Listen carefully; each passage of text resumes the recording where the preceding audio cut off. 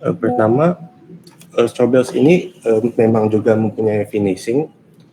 Umumnya itu di finishingnya dilapisi dengan tanah liat, plaster, atau bahan yang rentan yang tahan api lainnya. Kemudian straw bales ini kan materialnya sebagai dinding itu padat, jadinya karena padat dia jadinya kurang ruangan untuk oksigen, sehingga oksigennya tidak ada, jadi api juga tidak bisa hidup dari sana. Yang kedua itu, untuk dalam sebagai material bangunan, menjaga tingkat kelembapan di straw bales ini penting. Jadi umumnya itu jadi ada sebuah tingkatan di mana straw bales ini harus dijaga kelembapannya. Kalau kelembapannya berlebihan dapat membuat lemut dan semacamnya, atau kekeringan dapat menjadi mudah terbakar. Mungkin itu saja dulu jawabannya, Bu. Oke, jadi memang harus dijaga dari kelembapan ya, karena kalau lembab itu kan rentan untuk berjamur ya. Suasana ruangannya juga jadi kurang enak udaranya. Tapi bukan berarti mencegah dari kebakaran ya kalau mengurangi kelembapan itu. Nah, jadi tadi seperti yang saya katakan, semua material itu beresiko bisa terbakar. Nah, dinding bata saja yang terbuat dari bata ya, material yang lebih keras dari jerami, itu juga bisa terbakar ya, apalagi jerami ini. Jadi mungkin yang perlu dihindari itu adalah titik apinya sendiri, kemudian ada sistem proteksi kebakarannya. Nah, kemudian saya rasa dari segi finishingnya ya, sehingga mengurangi risiko dinding tersebut langsung terbakar.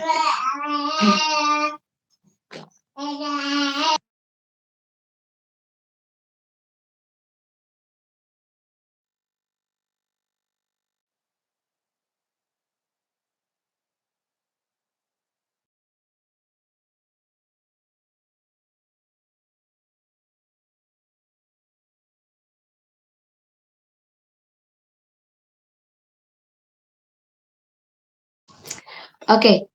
Ya, jadi tadi sudah disampaikan bagaimana finishing untuk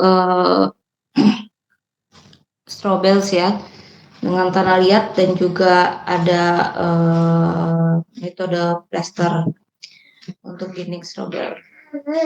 Oke, begitu ya, Bella. Nah, kira-kira ada tanggapan lagi dari Bella? Tidak ada, Bu, sudah cukup. Oke, yang berikutnya kita akan mendengarkan presentasi dari kelompok 1. Silakan kelompok 1.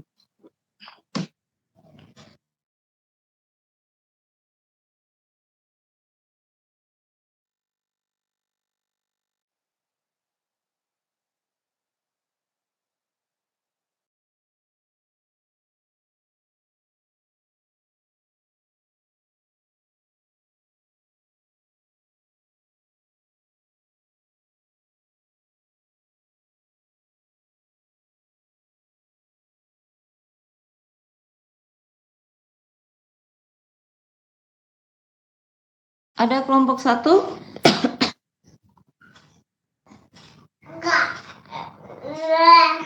Oke, kalau tidak ada, ada Bu, sebentar Bu.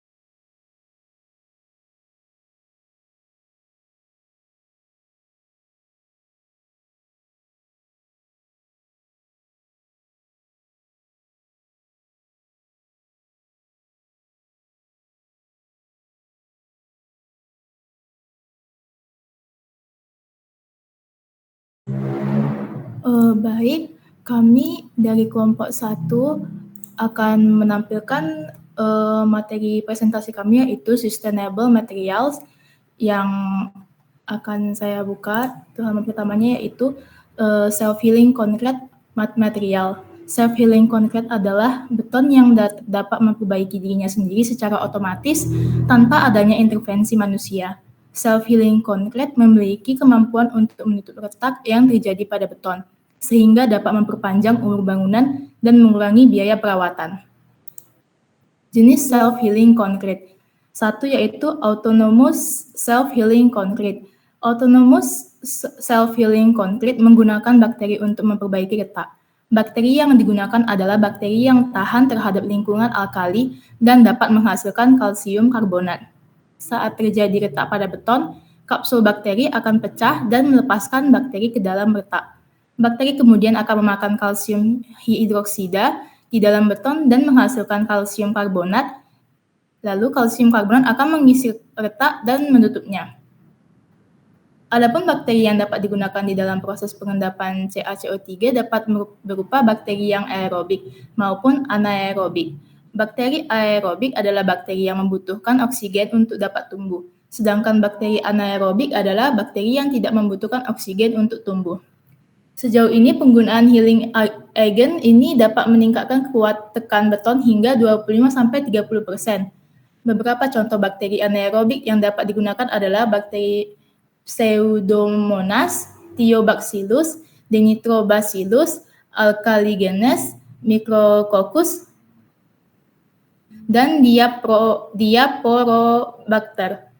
Bakteri Bacillus Spora-Sarcina, Pasteuri, Bacillus phaeolus, Escherichia coli, Bacillus subtilis, Bacillus coni, Bacillus pseudofilmus, Bacillus halodurans, dan Bacillus massiliensis adalah contoh bakteri aerobik yang digunakan di dalam campuran self-healing concrete yang memberikan hasil yang cukup baik. Jenis self-healing concrete. Yang kedua yaitu active self-healing concrete. Active self-healing concrete menggunakan bahan-bahan kimia untuk memperbaiki retak. Bahan kimia yang digunakan adalah bahan kimia yang dapat mengembang atau mengeras saat terjadi retak pada beton. Bahan kimia ini akan mengisi retak dan menutupnya.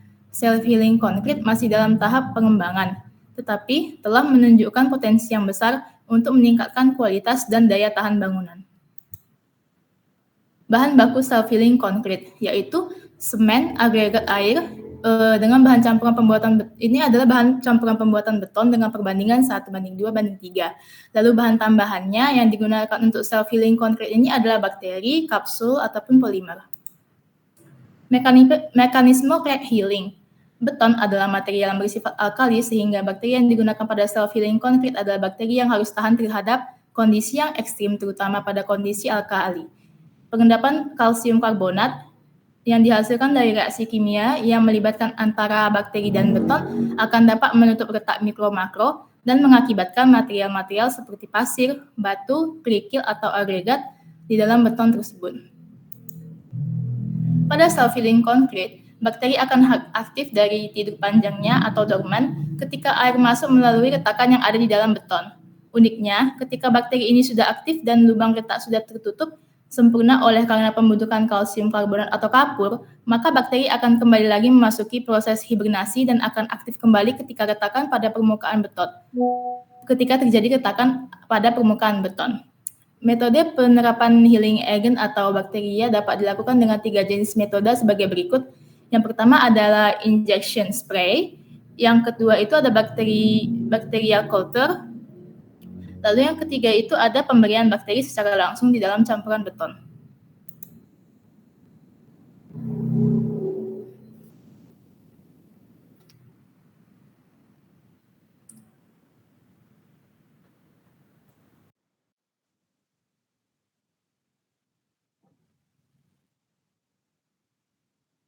Baik, saya akan melanjutkan. Yaitu penerapan pada elemen bangunan. Self-healing concrete telah digunakan untuk membangun jembatan di berbagai negara, termasuk Belanda, Amerika Serikat, dan Jepang. Misalnya jembatan self-healing concrete yang dibangun di Belanda pada tahun 2017. telah terbukti dapat memperbaiki retak dengan sendirinya dalam waktu 12 minggu. Self-healing konkret juga dapat digunakan untuk membangun bangunan di daerah pesisir. Abrasi adalah salah satu masalah utama yang dihadapi bangunan di daerah pesisir. Self-healing konkret dapat membantu melindungi bangunan dari abrasi dengan membentuk lapisan pelindung di permukaan beton. Misalnya, penelitian yang dilakukan oleh University of Michigan menunjukkan bahwa self-healing konkret dapat mengurangi abrasi beton sebesar 70%. Self-healing konkret juga dapat digunakan untuk membangun bangunan tahan gempa. Penelitian telah menunjukkan bahwa self-healing konkret dapat mengurangi resiko kerusakan bangunan akibat gempa. Misalnya, penelitian yang dilakukan oleh University of California, Berkeley menunjukkan bahwa self-healing konkret dapat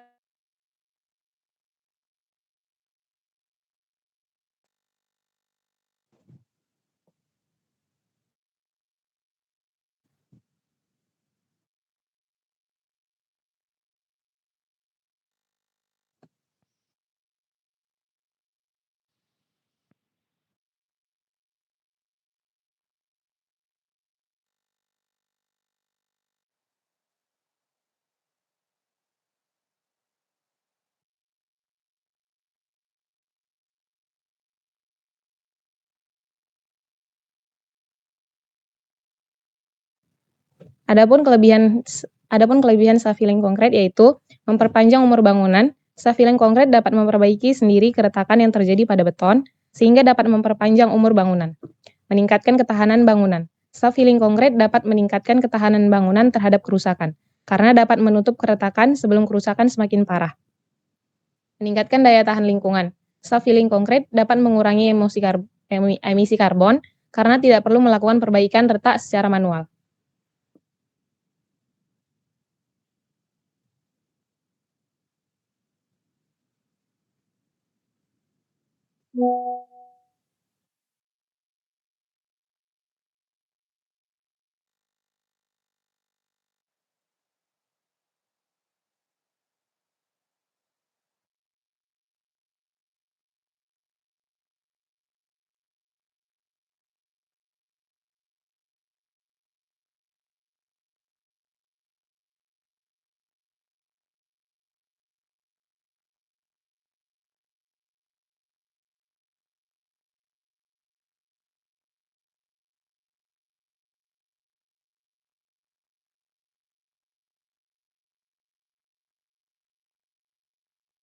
Adapun kekurangan self-healing konkret yaitu biaya produksi lebih tinggi. Self-healing konkret memiliki biaya produksi yang lebih tinggi daripada beton konvensional. Proses produksi lebih kompleks. Self-healing konkret memiliki proses produksi yang lebih kompleks daripada beton konvensional. Masih dalam tahap pengembangan, self-healing konkret masih dalam tahap pengembangan sehingga belum sepenuhnya sempurna.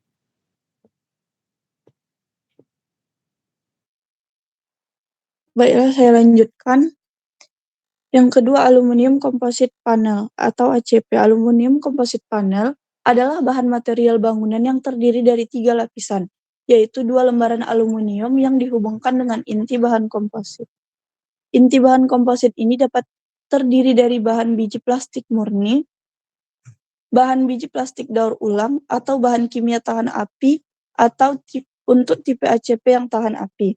Struktur ACP yang terdiri dari lapisan aluminium yang ringan namun kuat dan inti bahan komposit yang memberikan kekakuan dan kekuatan, membuatnya menjadi pilihan yang populer dalam industri konstruksi. Next. ACP sebagai material konstruksi.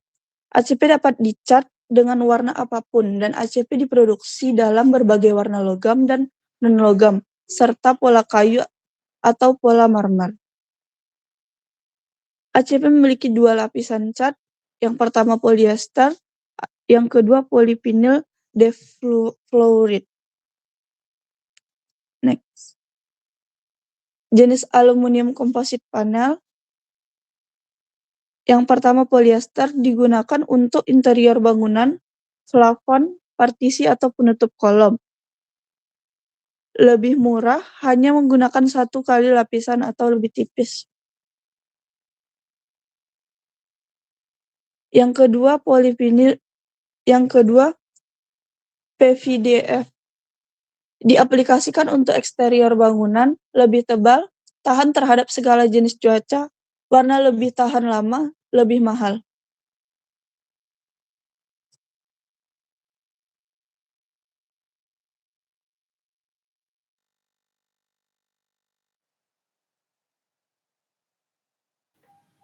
Selanjutnya pengaplikasian aluminium composite panel (ACP) pada bangunan. Yang pertama itu ada pada fasad bangunan. ACP sering digunakan sebagai pelapis eksterior pada bangunan komersial, perkantoran, dan perumahan. Kelebihan ACP dalam hal estetika, tahan lama, dan berbagai pilihan warna membuatnya menjadi pilihan yang populer untuk meningkatkan penampilan bangunan. Pada plafon juga digunakan pada bangunan, yaitu ACP digunakan sebagai bahan plafon dalam ruangan. Kelebihan ACP yang ringan, mudah dipasang dan tahan lama membuatnya menjadi pilihan yang baik untuk diaplikasikan. Selanjutnya pengaplikasian pada bangunan. Misalnya pada bangunan high rise, pengaplikasian aluminium composite panel pada bangunan bertingkat ini dilakukan dengan cara menutup permukaan dinding. Aluminium ini juga dikombinasikan dengan material lain seperti kaca dan juga baja. Pengaplikasian panel ini membuat bangunan terkesan menarik dan gagah. Kemudian pada interior bangunan, pengaplikasian aluminium composite panel ini pada interior rumah dilakukan dengan cara menempelkan panel keplesteran dinding.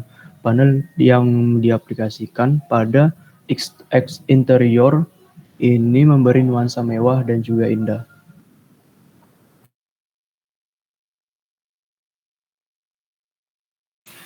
Baiklah, akan saya lanjutkan. Untuk kelebihan aluminium composite panel ini tentunya yang pertama itu ringan. Memiliki berat yang ringan sehingga memudahkan dalam proses instalasi dan mengurangi beban struktural pada bangunan. ACP ini juga memiliki estetika dengan berbagai pilihan warna, tekstur, dan finishing, dan juga memberikan tampilan yang modern dan menarik pada bangunan. ACP ini juga tahan api. Jenis ACP ini dilengkapi dengan bahan kimia tahan api sehingga dapat memberikan perlindungan tambahan terhadap bahaya kebakaran.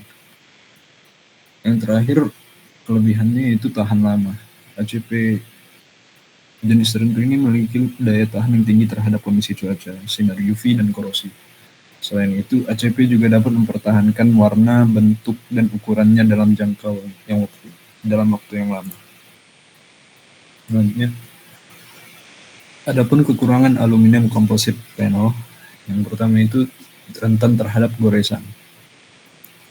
Permukaan ACP cenderung rentan terhadap goresan, terutama pada jenis ACP dengan lapisan finishing yang lebih tipis. Seperti yang dibilang pada sebelumnya, yang jenis PE. Oleh karena itu, perawatan yang baik diperlukan untuk menjaga penampilan ACP tetap baik. Yang kedua itu perlu instalasi yang tepat. Proses instalasi ACP yang tidak tepat dapat menyebabkan masalah seperti kebocoran air, kerusakan struktural, atau pelepasan panel. Oleh karena itu, penting untuk mengikuti petunjuk instalasi yang benar dan menggunakan tenaga kerja yang terampil. Selanjutnya, adapun cara pemasangan ACP, yang pertama itu pastikan bahwa dinding plesteran sudah rapi dan siap untuk dipasangi bracket. Lalu, untuk cara pemasangan composite panel dan mendapatkan hasil yang maksimal, usahakan untuk melakukan proses marking dengan seksama dan teliti. Lalu, pastikan bahan aluminium composite panel ini yang kita pasang sesuai dengan spesifikasi ruangan. Misalnya, untuk area eksterior atau area luar ruangan yang terkena hujan dan panas secara langsung, sebaiknya menggunakan aluminium composite panel dengan finish PVDF. Dan terakhir, untuk perawatan aluminium composite panel ini, perlakuannya bisa berbeda di tempat yang berbeda. Contohnya itu cuaca yang ekstrim atau kondisi polusi sekitar. Pada dekorasi eksterior perlu dibersihkan setidaknya 1 kali per tahun, dan umumnya juga menggunakan deterjen untuk pembersihannya yang tidak mengandung alkali.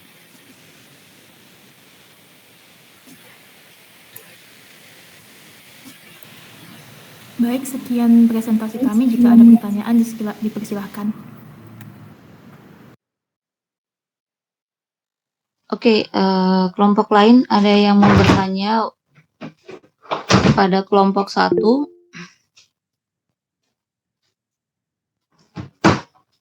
Ya, silakan Felicia dan Clarissa ya. Ya, Felicia terlebih dahulu. Izin Ibu, kakak abang dan teman-teman, saya izin bertanya mengenai self-healing konkret tadi. Yang dijelaskan tadi kan self-healing konkret ini menggunakan bakteri yang akan menutupi keretakan pada beton ketika mengalami keretakan.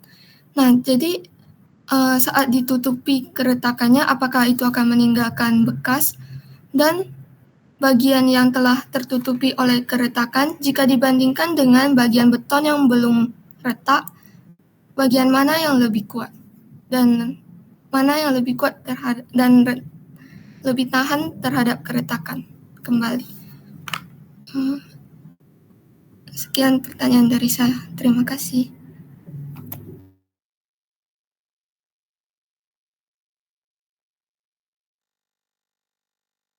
Berikutnya dari Clarissa, silakan pertanyaannya boleh disebutkan. Ya, saya izin bertanya mengenai self-healing konkret juga. Jadi kan self-healing konkret tadi ada disebutkan bahwa kelebihannya itu memperpanjang umur bangunan. Jadi apakah self-healing konkret ini dapat terus-menerus memperbaiki dirinya sendiri atau ada jangka waktu tertentu terhadap bahan ini? Mengingat bahan ini menggunakan bahan pendukung bakteri. Terima kasih.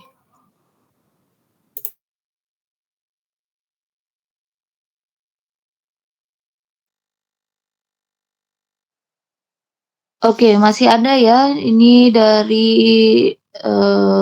Johanna dan Fahri. Silakan terlebih dahulu Johanna pertanyaannya. Izin bertanya kepada kelompok 1, pertanyaan saya masih mengenai beton self-healing ataupun self-healing konkret. Nah, sebenarnya ada karakteristik unik dari bahan ini karena dia bisa menutupi keretakannya sendiri.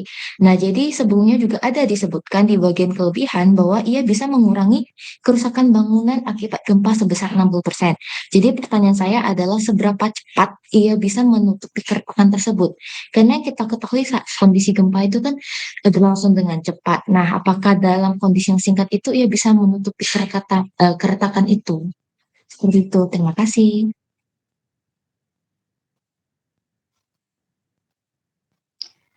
Oke, berikutnya dari Fahri pertanyaannya. Baik, saya ingin bertanya mengenai self-healing konkret juga. Self-healing konkret ini kan terbuat dari bakteri. Jadi pertanyaan saya itu apakah ini aman untuk setiap bangunan atau bangunan tertentu saja yang dapat digunakan bahan material ini? Terima kasih.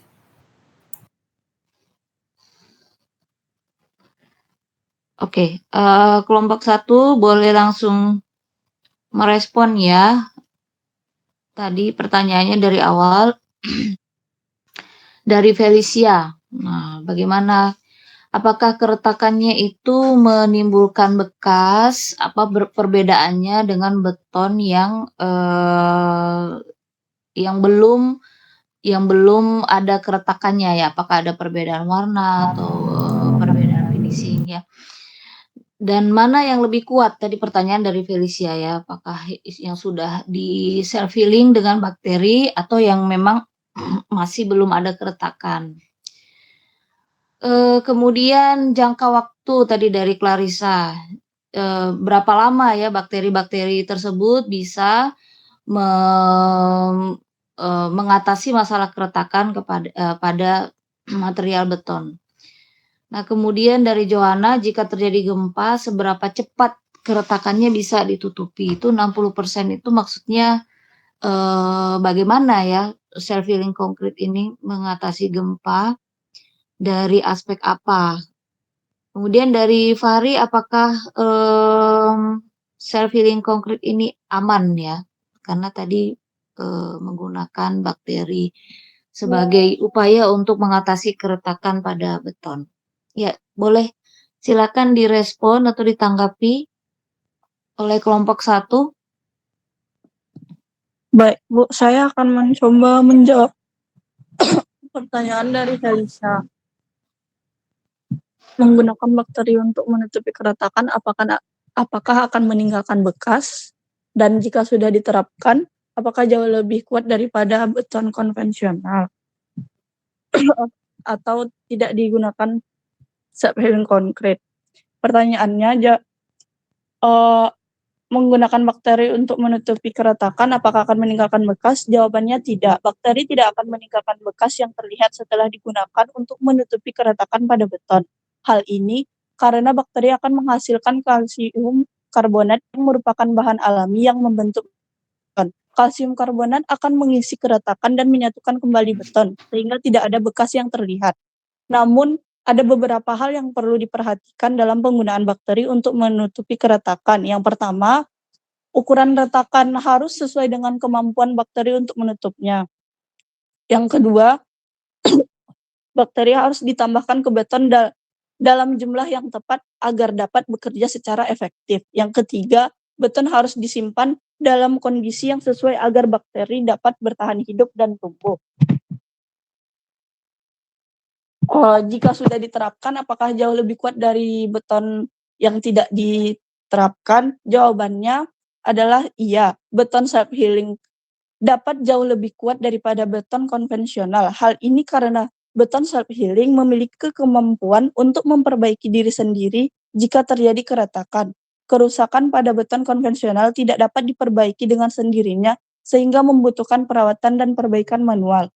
Apakah sudah bisa diterima oleh Felicia? Izin bertanya, tadi pertanyaan saya bukan dibandingkan dengan beton konvensional, tapi dibanding antara beton self-healing yang belum retak dengan bagian retak yang telah diperbaiki. Yang mana yang lebih kuat? Terima kasih.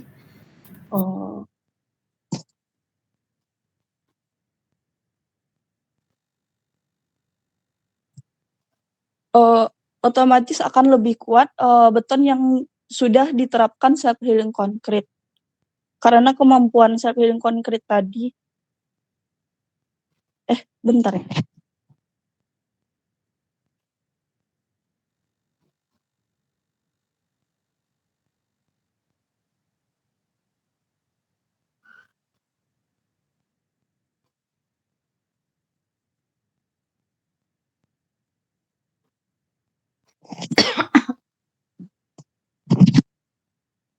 Akan lebih kuat beton yang belum retak.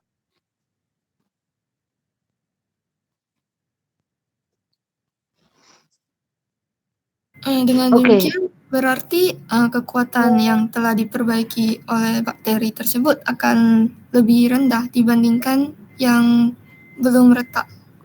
Benar begitu? Iya, karena kan dia sudah rusak. Jadi otomatis kekuatan betonnya otomatis sudah berkurang. Baik, terima kasih banyak atas jawabannya. Oke, ya, jadi kan sebenarnya beton itu kan ada kualitasnya masing-masing ya, ada yang K400, K225, K175. Jadi kualitas beton itu sendiri pun berbeda-beda. Nah, sekarang yang mau sebenarnya nggak tahu ya apakah kelompok 1 itu sudah mencari tahu kalau bakterinya menghealing konkrit tersebut itu sampai pada tahap mana ya? Apakah dari segi keretakan lapisan luar saja atau bisa sampai ke lapisan dalamnya? Kemudian perbaikannya itu menghasilkan atau sebanding dengan kualitas beton misalnya K berapa gitu ya, ada nggak ya? Sehingga bisa dinilai bagaimana kualitas bakteri-bakteri ini menghasilkan semacam material yang bisa menutupi keretakan tersebut seimbang dengan K berapa gitu ya. Saya nggak tahu ya apakah kelompok 1 sudah mencari tahu tentang data tersebut atau belum. Oke, pertanyaan berikutnya dari Clarissa, bisa ditanggapi kira-kira bakteri-bakterinya itu sampai berapa lama bisa dipergunakan untuk memperbaiki keretakan beton.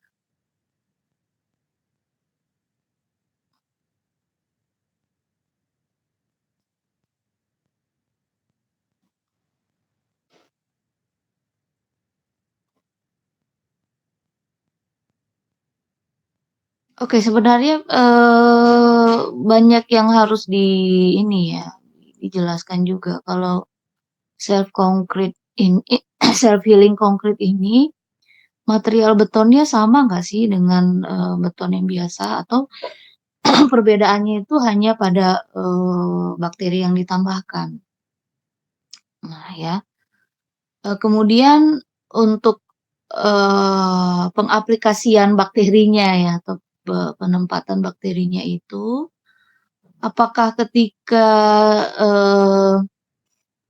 dari awal, artinya ketika pemasangan, atau ketika sudah terjadi keretakan? Berarti kan kalau sudah terjadi keretakan,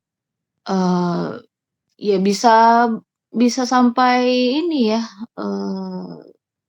sampai selama bangunan itu berdiri gitu, bisa diaplikasikan bakterinya. Atau bahkan bisa nggak bakterinya ini diaplikasikan pada beton konvensional. Nah, jadi menyangkut ke pertanyaan awal tadi, apakah self healing concrete ini sama materialnya dengan beton konvensional? Hanya bedanya pada penambahan bakteri saja. Ya, bagaimana kelompok 1 tanggapannya terhadap pertanyaan Clarissa?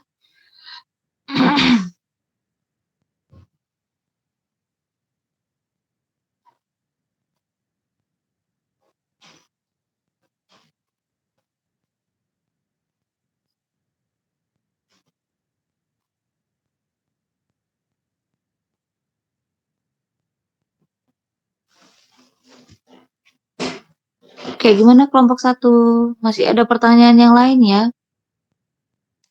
Tadi dari Johanna dan dari Fahri.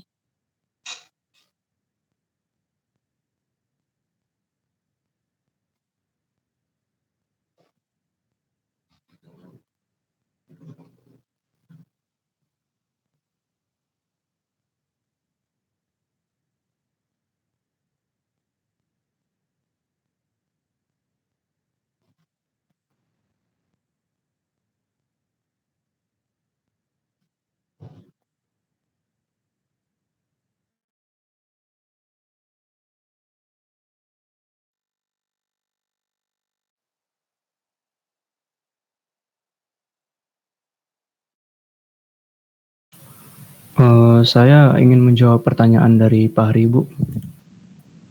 Ya, silakan.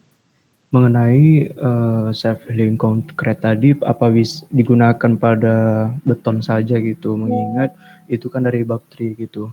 Jadi dari yang pertanyaan yang itu ada beberapa apa namanya? Itu yang kami jelaskan ini hanya untuk menggunakan material beton gitu. Jadi adapun yang seperti material lain seperti logam, plastik, komposit gitu, itu bisa di tahap pengembangan lagi. Sementara ada kayak di tahap pengembangan pada material misalnya komposit gitu, terdiri dari 2 jenis bahan yang dapat diarahkan untuk memiliki sifat-sifat healingnya. Misalnya komposit dengan serat self healing atau matrix yang dapat menyembuhkan diri, yang dapat dibuat untuk meningkatkan ketahanan terhadap kerusakan. Jadi kayak keretakan-keretakan kecil saja gitu, tapi memerlukan pengembangan lagi. Sekian jawabannya. Bagaimana dengan Pak Hari? Pak udah terjawab? Oke, tadi kalau tidak salah pertanyaan Pak Hari itu mungkin lebih saya sederhanakan ya. Apakah penggunaan bakterinya itu aman ya untuk Mungkin untuk usernya ya, user bangunan itu adalah manusia. Bagaimana bakteri ini aman nggak kalau misalnya diaplikasikan pada bangunan? Pertanyaannya lebih ke situ kayaknya, pertanyaan si Fahri. Iya Bu, izin koreksi Bu. Ya bagaimana? Dari yang sudah kalian bahas, relatif amankah penggunaan bakterinya, tidak menimbulkan dampak kepada pengguna bangunan?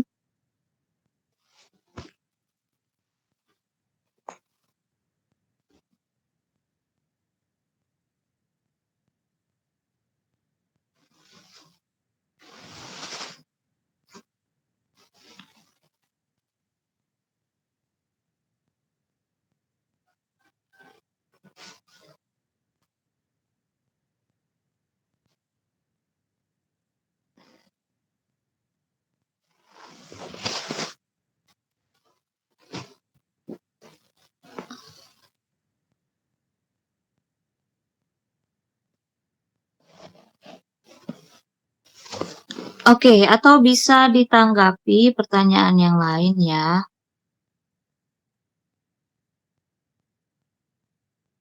Pertanyaan dari Johanna tadi yang berkaitan dengan mengatasi keretakan akibat gempa itu bagaimana?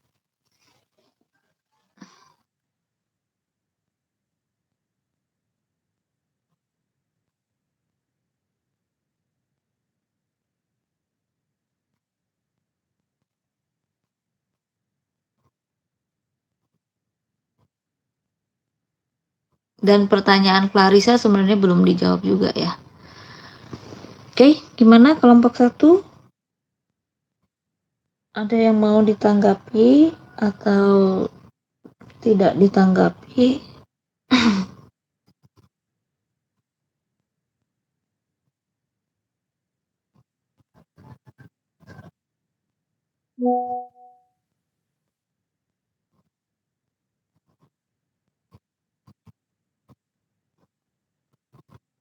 Oke ya, kayaknya kelompok 1 masih mencari jawabannya. Tapi nggak tahu sampai kapan. Gimana kelompok 1? Masih ada tanggapan? Izin Bu, ingin menjawab pertanyaan Bu. Ya, silakan. Untuk pertanyaan mengenai apakah self-healing konkret bisa terus-menerus memperbaiki, dari yang saya temukan itu, jenis bakteri yang digunakan dalam self-concrete ini dapat terus-menerus berkecambah jika dia diberikan air. Jika dia kontak dengan air, jadi selama dia berkontak dengan air, dia akan terus berkembang meskipun dia sudah melalui enkapsulasi. Oke, pertanyaannya bakterinya itu bisa diterapkan nggak untuk beton yang lain lah? Untuk yang saya baca dari beberapa jurnal Bu, yang saya temukan belum ada bakteri ini masih untuk beton-beton campuran tertentu Bu, belum ada digunakan untuk material di luar dari beton campuran ini gitu Bu. Campurannya berbeda dengan beton biasa? Iya Bu. Oke, ya. Nah, berarti khusus untuk memungkinkan berkembangnya bakteri healing konkret tadi ya. Oke, nah kemudian bagaimana tanggapannya terhadap pertanyaan Johanna? Seberapa cepat tadi ya, seberapa cepat keretakan akibat gempa itu bisa ditutupi oleh bakteri?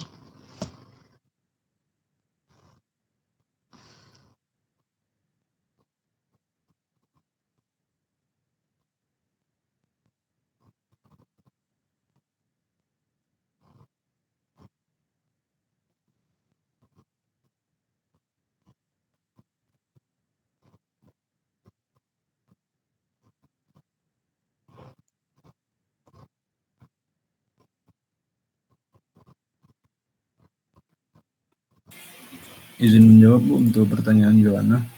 Iya. Untuk pertanyaannya saya ulang sebelumnya saya ulang dulu ya, Bu.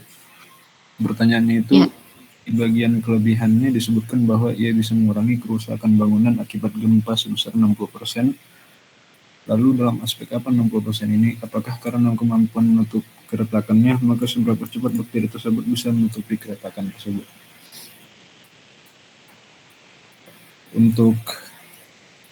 Untuk proses self-healing concrete ini tidak selalu instan dan juga dapat memakan waktu dan juga memiliki beberapa faktor tentunya.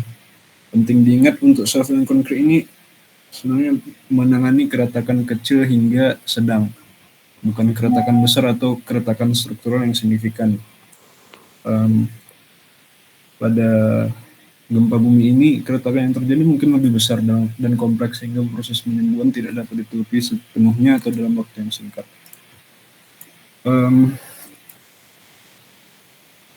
Pada riset tersebut yang dilakukan oleh University of California ini tidak memberikan detail spesifik tentang seberapa cepat bakteri tersebut dapat menutupi keretakan. Oleh karena itu informasinya itu kurang, jadi untuk seberapa cepat belum diketahui. Mohon maaf Bu, saya ingin menambahkan jawabannya Bu. Ya, siapa dulu ini yang mau menyelesaikan? Silakan Cindy.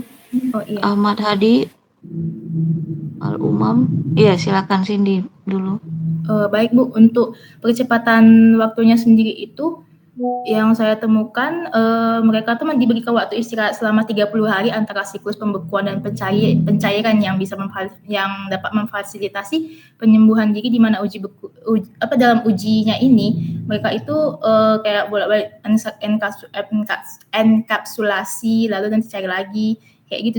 Jadi kalau dalam percobaan di dalam jurnal ini dia ada 30 hari yang saya temukan waktu istirahat dan juga waktu enkapsulasi yang terjadi untuk penyembuhan retakan dalam skala yang kecil. Kalau untuk kayak skala yang besar atau struktural itu tidak memungkinkan jika sangat besar retakan tersebut. Ya, bagaimana Hadi, ada yang mau ditambahkan lagi? Cukup Bu, sudah dilengkapi oleh Cindy. Oke, gimana Joanna? Berarti klaim sebelumnya yang katanya bisa mengurangi keretakan bangunan sebesar 60% itu bukan karena kecepatan dalam menutupi keretakannya ya? Kalau itu dalam aspek seperti apa sehingga mereka bisa menyebutkan seperti itu? Apakah mungkin karena lebih kuat daripada beton biasa, makanya mereka bilang bisa mengurangi kerusakannya itu sebesar 60%?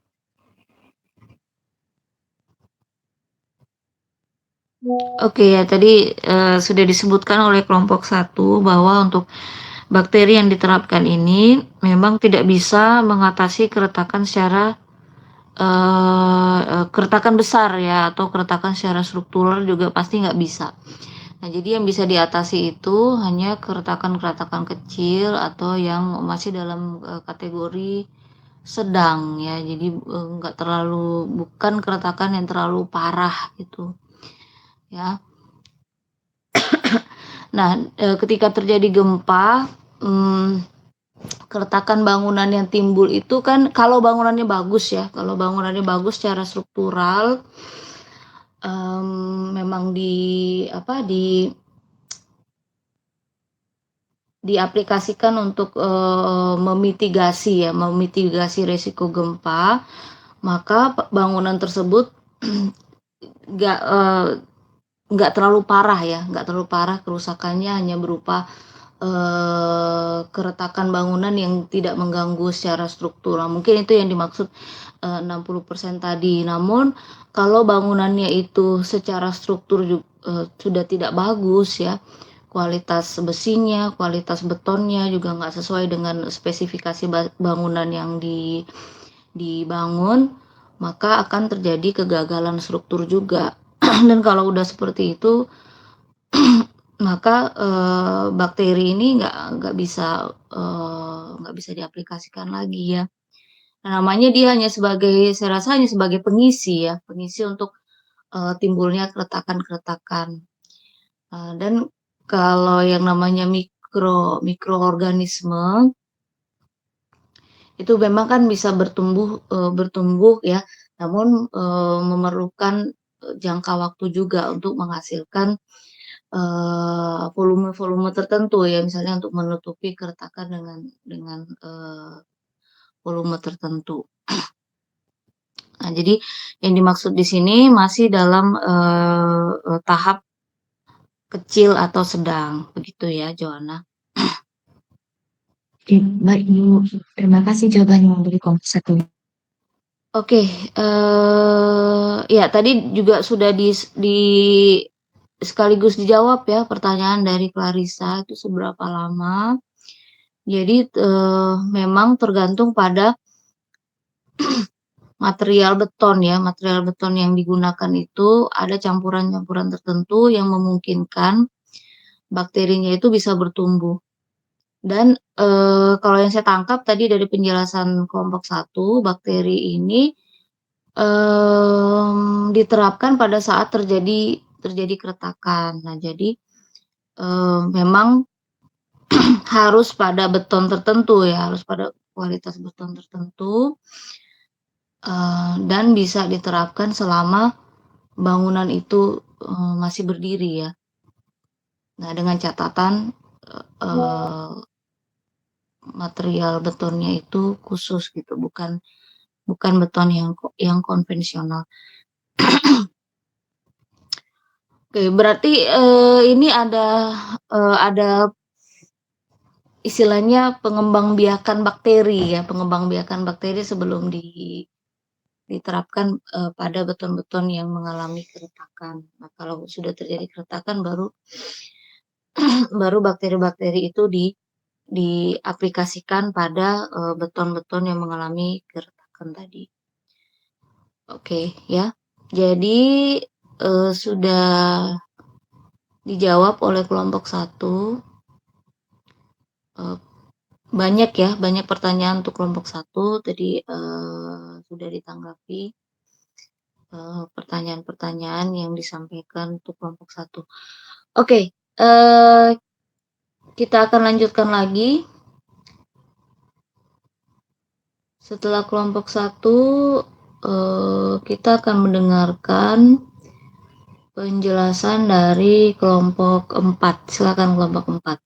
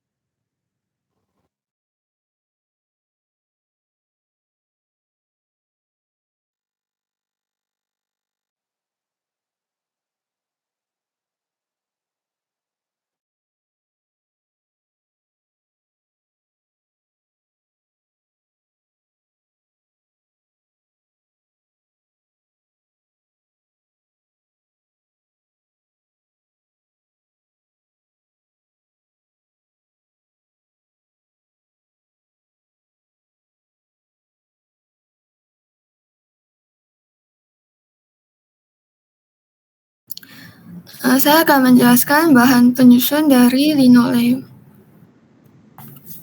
Yang pertama, bahan utama dari pembuatan linoleum yaitu linseed oil. Linseed oil disebut juga minyak jarak, yaitu minyak yang berasal dari tanaman flax atau tanaman linseed rami yang dipres dengan tekanan kuat hingga menghasilkan minyak. Nah, tanaman ini kenapa disebut sustainable? Karena tanaman ini dapat tumbuh dan dibudidayakan dengan mudah di banyak daerah, dan dalam pembudidayaannya juga tidak memerlukan banyak pestisida. Dalam pembuatan linoleum, linseed oil ini digunakan dan berperan dalam pembentukan pasta linoleum dan merupakan bahan utama dalam campuran linoleum. Next. Nah, yang kedua bahannya yaitu pine tree rosin atau resin pohon pinus. Nah, bahan ini merupakan cairan getah yang berasal dari pohon pinus. Nah, pohon pinus ini juga merupakan salah satu tanaman yang sustainable. Selain getahnya yang dapat dimanfaatkan, pohon pinus juga dapat membantu mengikat tanah dan menyerap CO2. Dalam pembuatan linoleum, pine tree rosin ini merupakan salah satu bahan utama yang berperan dalam mengeraskan pasta linoleum dan memberikan kekuatan dan daya tahan pada campuran linoleum. Next. Kemudian bahan pembuatan linoleum yaitu wood floor. Wood floor ini merupakan hasil dari serbuk kayu daur ulang dari cabang, batang maupun akar pohon yang telah ditebang dan dicacah menjadi serbuk-serbuk halus. Wood floor ini dalam campuran pembuatan linoleum berperan memberi tekstur pada permukaan linoleum dan juga mengatur ketebalan linoleum. Kemudian bahan selanjutnya yaitu limestone atau batu kapur. Nah, batu kapur ini berasal dari batuan sedimen sisa endapan organisme sedimen laut dan mudah ditemukan di area pantai di seluruh dunia. Batu limestone ini dalam pembuatan linoleum digunakan sebagai pengisi campuran pasta untuk menghasilkan butiran-butiran linoleum. Kemudian yang digunakan yaitu organic pigment. Pewarna yang digunakan dalam linoleum juga merupakan pewarna alami yang terbuat dari oksida besi. Oksida besi ini merupakan senyawa kimia yang terdiri dari unsur besi dan oksigen. Oksida besi alami dapat ditemukan sebagai mineral yang berupa endapan mineral besi yang terbentuk di alam. Dalam pembuatan linoleum tersebut, organic pigment digunakan untuk mengatur pewarnaan dari butiran-butiran linoleum hingga menghasilkan warna yang diinginkan. Kemudian bahan selanjutnya yaitu serat tanaman goni. Nah, serat tersebut dihasilkan dari bagian dalam tanaman goni. Tanaman ini dapat tumbuh dengan cepat dan juga ramah lingkungan. Dalam pembuatan linoleum, tanaman jut atau serat goni ini digunakan sebagai backing, yaitu sebagai alas pada permukaan bawah linoleum, sehingga dapat memberikan stabilitas dan mencegah deformasi lantai.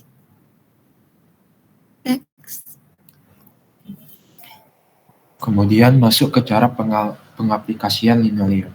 Next. Yang pertama, cara pembuatan material linoleum. Jadi step yang pertama itu minyak rami dan daman pinus alami dicampur bersama dalam keter yang besar. Kemudian proses oksidasi menghasilkan semen linoleum.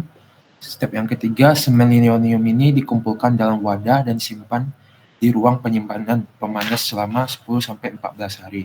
Kemudian campuran linoleum warna diparut dalam berbagai tahap dan diangkut ke gudang penyimpanan. Kemudian butir batu kapur dan pigmen warna dicampurkan untuk menghasilkan massa homogen yang kuat. Kemudian tepung kayu ditambahkan untuk menghasilkan campuran kering yang keras. Next.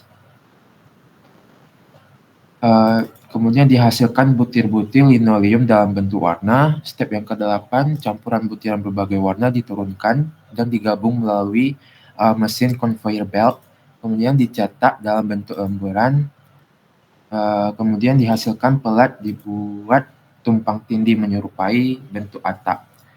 Yang ke-11, pelat linoleum ini diangkat, diputar, dan diletakkan di atas mesin conveyor belt yang tumpang tindih.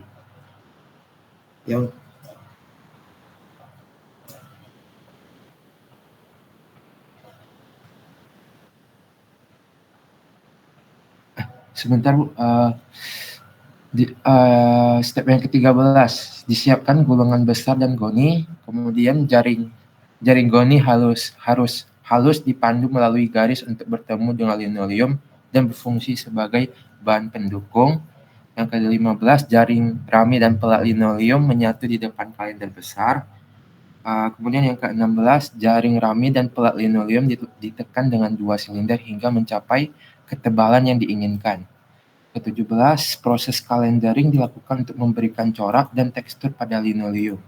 Kemudian, lembaran kemudian disalurkan ke ruang pengaringan. Next. Yang ke-19 yaitu pengaringan dilakukan 14 hingga 20 hari. Kemudian ditarik keluar dan diberi lapisan primer dan finishing. Lapisan tersebut memberikan pelindungan UV sehingga tahan lama. Kemudian dilakukan proses quality control untuk menjaga kualitas linoleum dan proses pengemasan lembaran linoleum dalam bentuk gulungan. Kemudian linoleum dibungkus dan diberi label nama dan spesifikasi. Next. Adapun cara pemasangan linoleum pada lantai, yang pertama itu memastikan linoleum yang sesuai dengan kondisi ruangan. Jadi linoleum dan alternatif sintetisnya bersifat lembut, lunak, dan elastis dibandingkan material lantai kebanyakan. Jadi yang kedua yaitu pindahkan semua furnitur, peralatan rumah tangga, dan pintu. Sebelum memulai menata lantai linoleum ini, kita harus membersihkan area kerja dan dari segala macam gangguan. Kemudian yang ketiga itu lepaskan lisplang. Yang keempat, lepaskan juga paku untuk lisplang. Yang kelima, betulkan lantai atau plaster yang akan dikerjakan. Dan yang keenam, cara alternatifnya gunakan triplex sebagai alas. Next.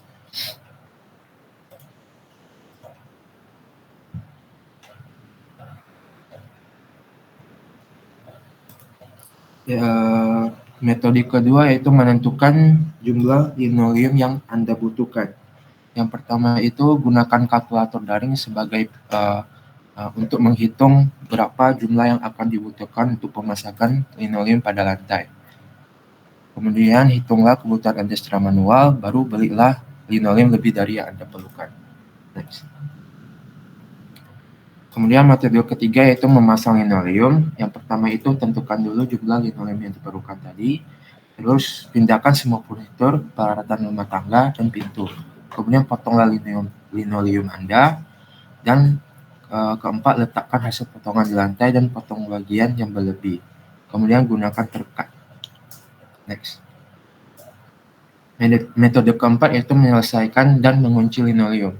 Jadi yang pertama itu gunakan roller pada linoleum, kemudian lapisi dengan sealant linoleum, kemudian jangan menginjak ruangan selama 24 jam, pasang kembali lisplang, peralatan, furnitur, dan lain-lain, dan gunakan gempu untuk menyegel tepian sesuai kebutuhan.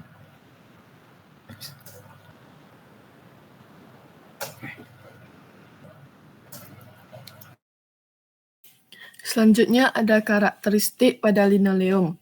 Karakter utama pada material linoleum adalah memiliki tekstur yang lembut. Sedangkan karakteristik yang dalam teknis yaitu memiliki berat sekitar 1,25 sampai 2,25 kg per meter kuadrat. Memiliki penyerapan air yang tidak lebih dari 1 sampai 1,5%, konduktivitas termal 0,018 sampai 0,035 W per M kali K, penyerapan suara sekitar 13 sampai 18 dB, deformasi permanen tidak lebih dari 0,2 mili kolom. Adapun kelebihan dan kekurangan linoleum. Kelebihannya, pemasangan lantai linoleum begitu mudah, sehingga dapat dilakukan secara mandiri.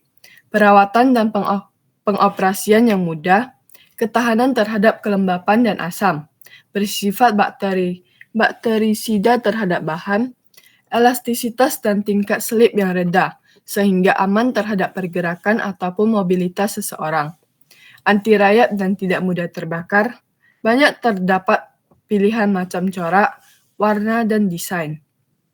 Next. Kekurangannya, mudah peyok jika ada furnitur yang dipindahkan, memerlukan ketelitian dalam pemasangannya, tidak begitu tahan terhadap air.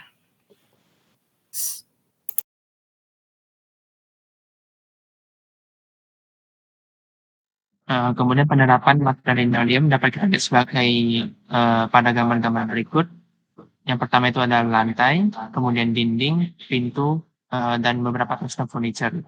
Dan dari gambar ini kita dapat melihat bahwa linoleum lebih banyak digunakan dalam aspek interior.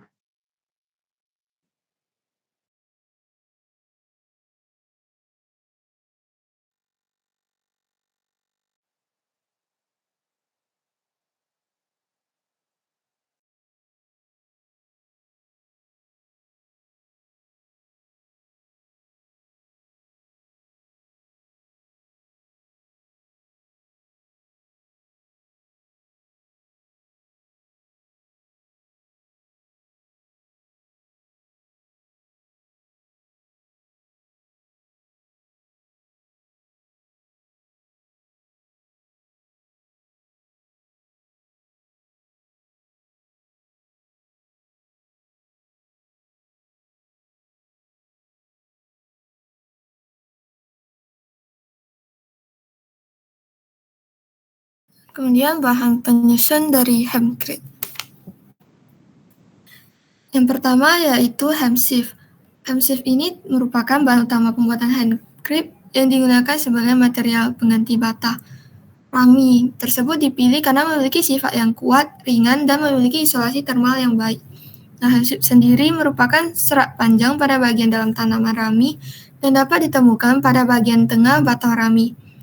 Tanaman ini disebut juga sustainable karena dapat tumbuh dengan cepat dan tidak memerlukan banyak pestisida dalam penumbuhannya. Selain itu, seluruh bagian tanaman ini juga dapat digunakan sehingga lebih ramah lingkungan. Next. Bahan kedua yaitu lime atau kapur. Dalam pembuatan hemcrete, kapur sendiri digunakan sebagai pengikat atau perekat hemsieve bersama dengan air. Kapur memungkinkan hemcrete membentuk lapisan yang padat dan stabil. Kapur sendiri sangat mudah ditemukan karena merupakan material yang tersedia di alam. Nah, kapur sendiri berasal dari pengolahan batu kapur yang membentuk serbuk-serbuk kapur. Next.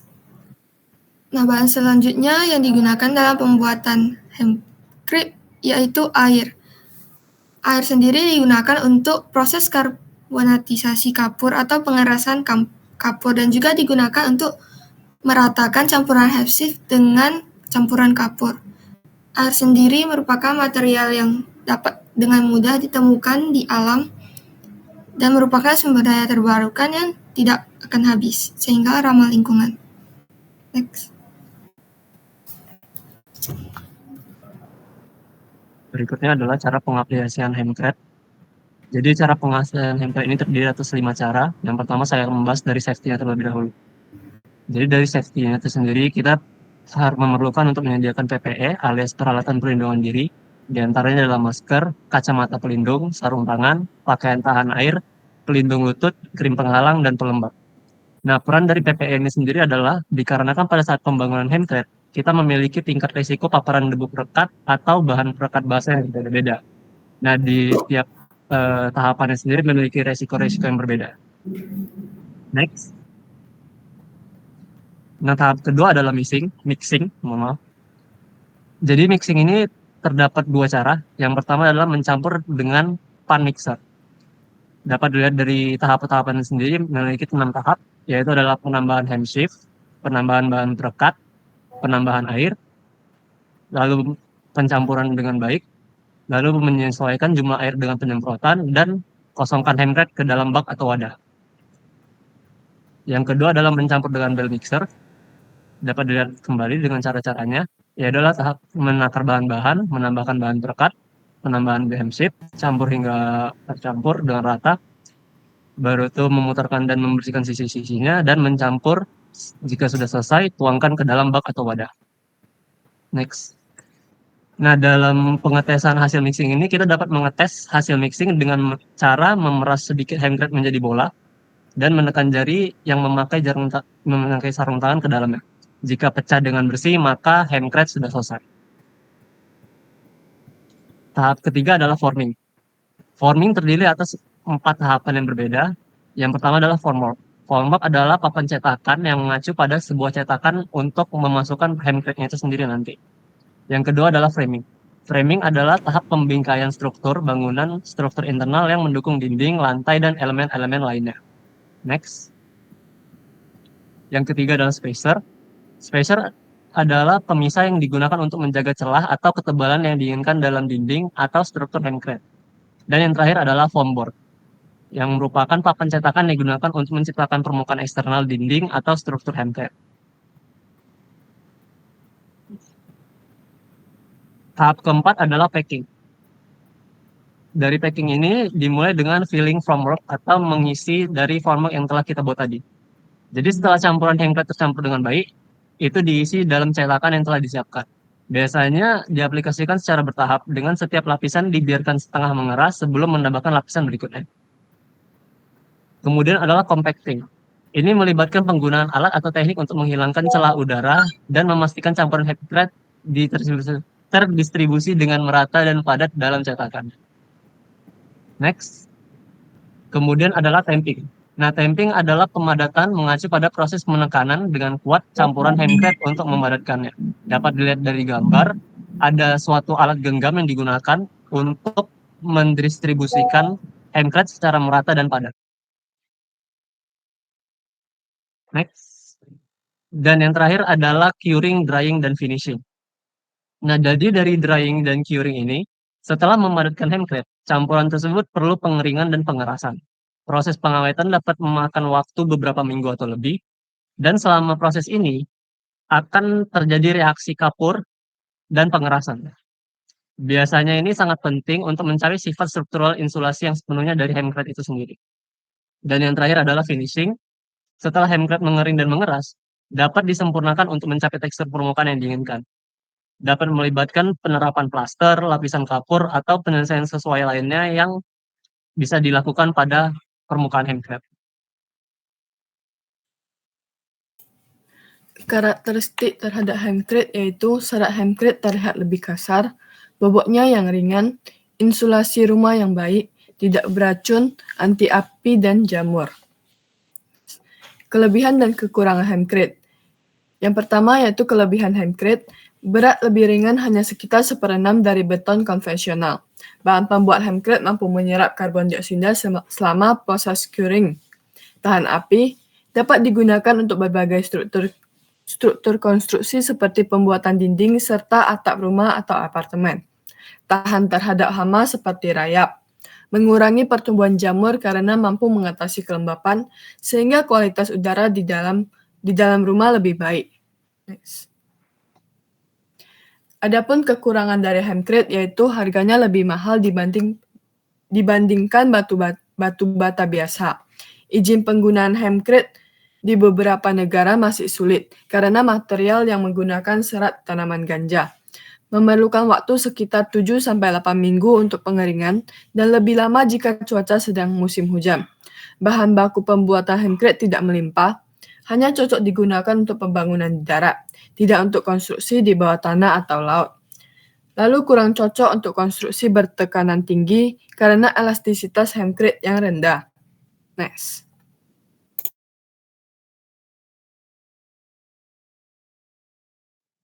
Kemudian untuk penerapan material handcrate dapat kita lihat dari beberapa gambar berikut, yaitu pada dinding, partisi, atap, dan lantai.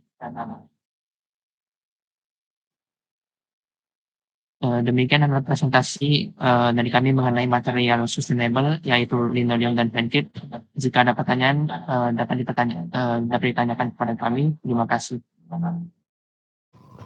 Ya, ada yang mau bertanya untuk kelompok kelompok berapa nih? Kelompok 4 ya. Ya, silakan. Ini Ananta. Silakan Ananta. Baik Bu, saya ingin menanyakan ke kelompok 4 mengenai material linoleum. Untuk cara pengaplikasian ke dinding maupun furniturnya, apakah berbeda dengan cara pengaplikasian ke lantai, dan apakah jenis linoleum yang digunakan pada dinding dan furnitur berbeda dengan yang digunakan pada lantai? Terima kasih Bu.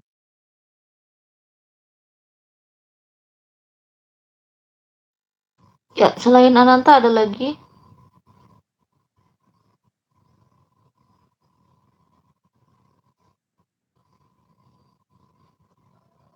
Oke, tampaknya tidak ada ya. Boleh dipersiapkan jawabannya oleh kelompok 4, tapi jangan terlalu lama ya.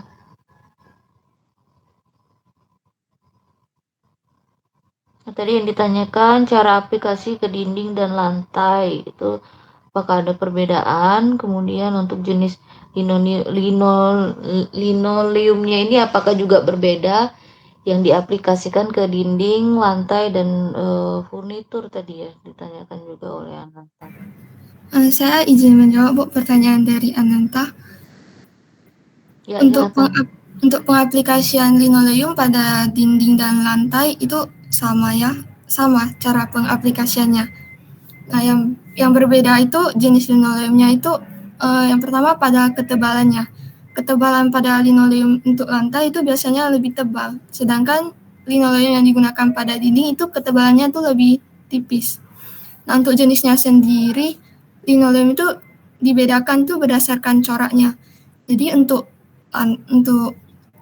coraknya itu dibagi menjadi marmoleum, artoleum, dan walton. Marmoleum sendiri yaitu linoleum yang memiliki corak menyerupai marmer. Untuk artoleum itu memiliki corak yang abstrak, bisa polos, bintik-bintik, bunga-bunga, dan lainnya. Sedangkan untuk walton dapat memiliki corak menyerupai material dari alam, seperti serat kayu maupun batu alam. Nah, untuk jenisnya sendiri bebas diaplikasikan coraknya, misalnya untuk lantai mau menggunakan corak apa, dan juga untuk dinding mau menggunakan corak apa. Tapi biasanya untuk dinding menggunakan jenis artoleum yang memiliki corak polos pada umumnya. Sedangkan pada lantai umumnya dapat menggunakan corak marmer maupun corak kayu. Sekian jawaban dari saya. Terima kasih. Baik, terima kasih atas jawabannya.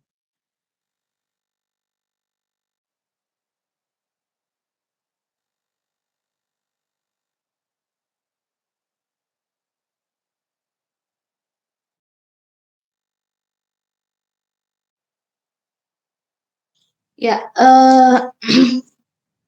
menarik ya tadi yang sudah dijelaskan oleh kelompok 4, ada linoleum dan hemprit. Nah, untuk linoleum sendiri itu tadi kan ada diterapkan pada lantai ya. Nah, namun disebutkan juga salah satu kekurangannya linoleum ini tidak tahan terhadap air. Nah, bagaimana kalau linoleum diterapkan di lantai itu untuk mengurangi kelembapannya? Seperti apa ya treatmentnya atau pengaplikasiannya?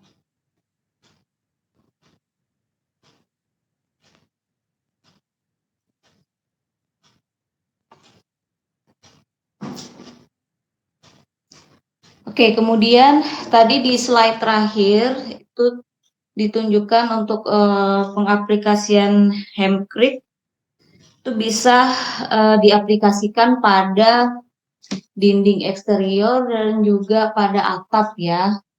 Nah, kalau pada atap itu bagaimana finishingnya? Atau bagaimana cara pemasangan hempcrete pada elemen atap bangunan?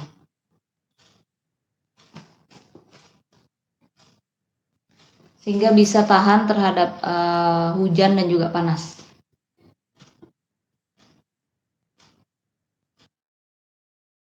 Ibu, saya izin menjawab pertanyaan pertama dari Ibu, yaitu bagaimana treatment terhadap linoleum yang tidak begitu tahan terhadap air. Nah, seperti yang dijelaskan tadi, linoleum ini memang kekurangannya itu tidak tahan terhadap air, sehingga tidak semua ruangan dapat digunakan material linoleum untuk penutup lantainya. Biasanya linoleum itu digunakan pada ruangan yang tidak banyak memiliki kontak dengan air, dan terutama menghindari area yang basah seperti dapur maupun teras. Linoleum ini bisa digunakan pada area misalnya kamar tidur, ruang tamu, ruang keluarga. Nah, sedangkan untuk perawatannya sendiri, linoleum biasanya tidak dipel dengan pel yang sangat basah, biasanya hanya sekedar disapu dan dilap dengan pel yang tidak terlalu basah. Oke, kalau pemasangannya sendiri gimana supaya dia tidak lembab ya? Karena kalau walaupun bukan di ruangan-ruangan yang terkena air misalnya, tapi kan bisa juga cenderung lembab. Itu bagaimana cara mengatasinya?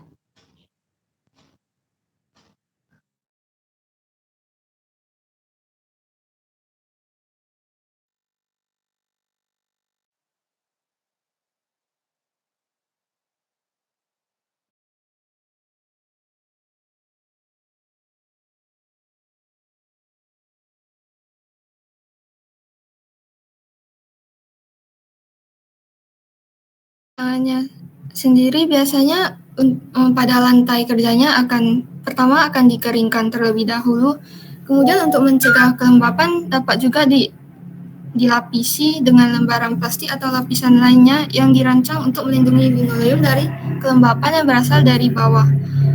Kemudian bahan perekatnya sendiri juga merupakan perekat yang tahan air dan tahan juga terhadap kelembapan.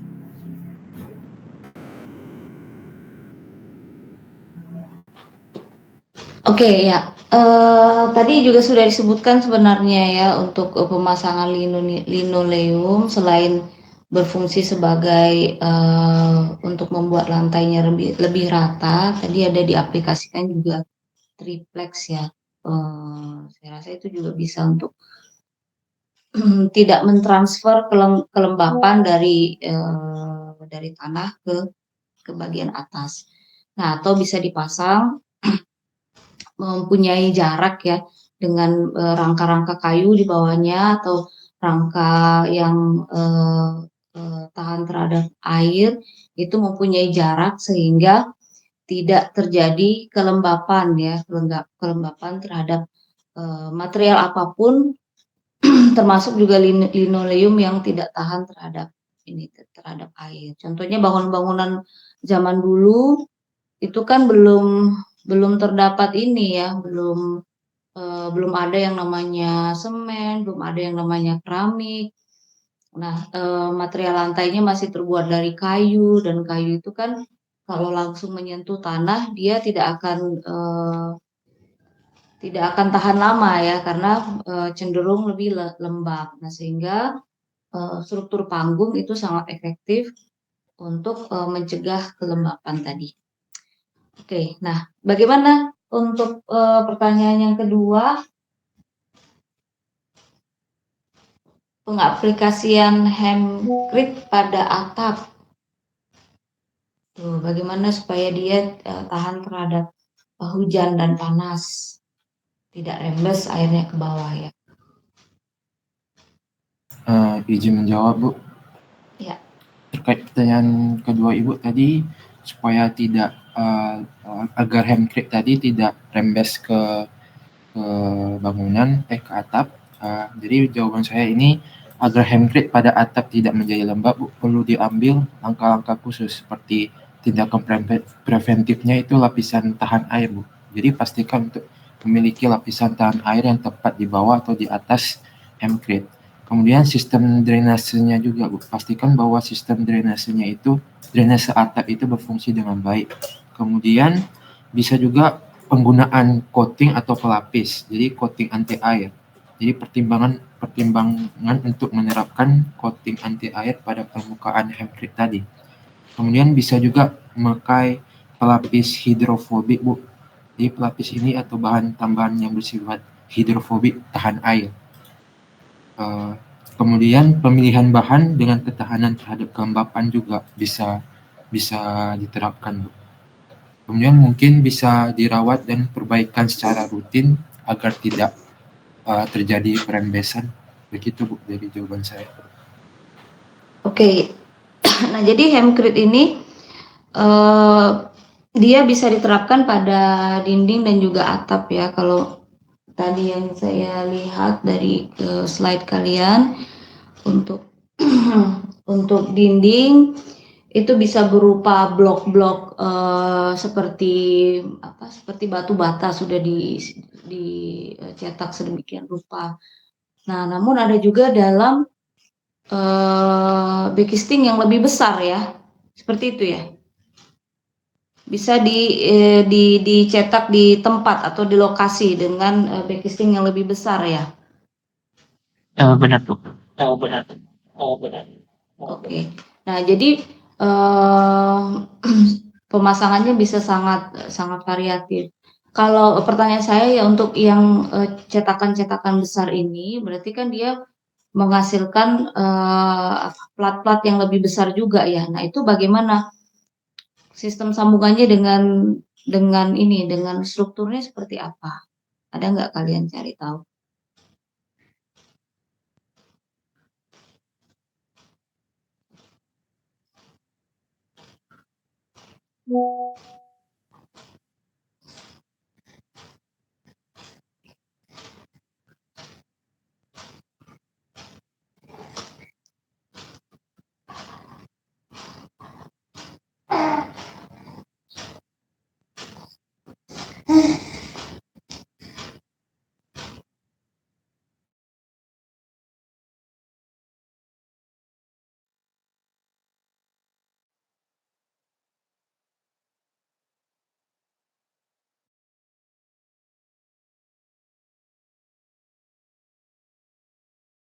Saya izin menjawab Bu untuk sistem pemasangan handcrate dengan struktur. Cara pemasangannya ini ada 2 cara. Yang pertama seperti yang tadi dijelaskan yaitu yang menggunakan sistem backcasting tadi. Itu handcrate ini digunakan sebagai pengisi, lapisan pengisi infill yang langsung mengisi bagian kerangka struktur. Nah, yang kedua ini jika handcrate digunakan sebagai satuan yang terpisah dari struktur, maka sambungan handcrate dengan struktur akan menggunakan skrup ataupun dol.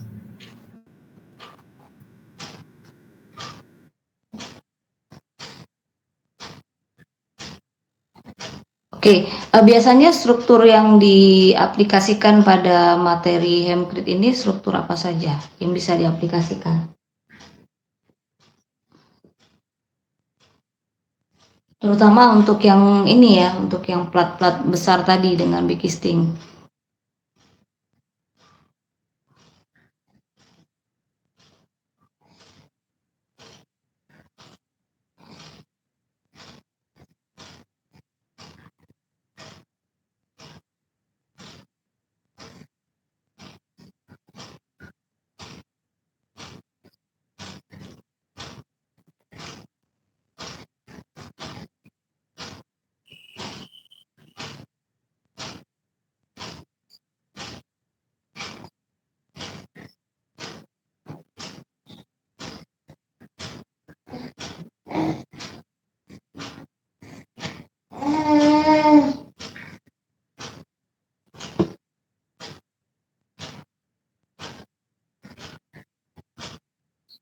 Bagaimana? Kelompok 4.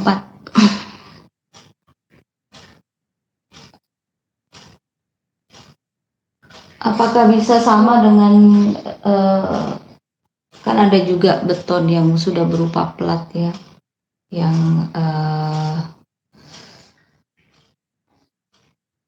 siap pakai gitu. Jadi dia ketika diangkut ke lapangan dia sudah berupa plat-plat dengan ukuran yang agak besar. Apakah sama seperti itu untuk pemakaian strukturnya?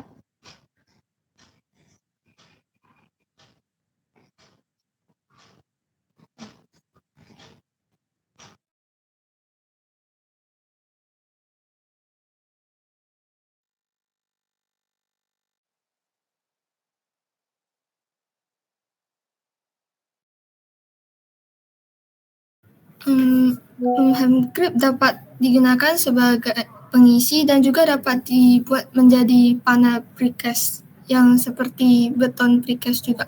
Jadi selain digunakan sebagai pengisi, handcrate juga dapat digunakan sebagai panel precast yang kemudian dipasang pada lapisan luar bangunan. Oke, jadi sebenarnya bisa pada prinsipnya bisa sama ya seperti beton precast. Nah, jadi pemasangannya juga bisa diterapkan pada struktur beton,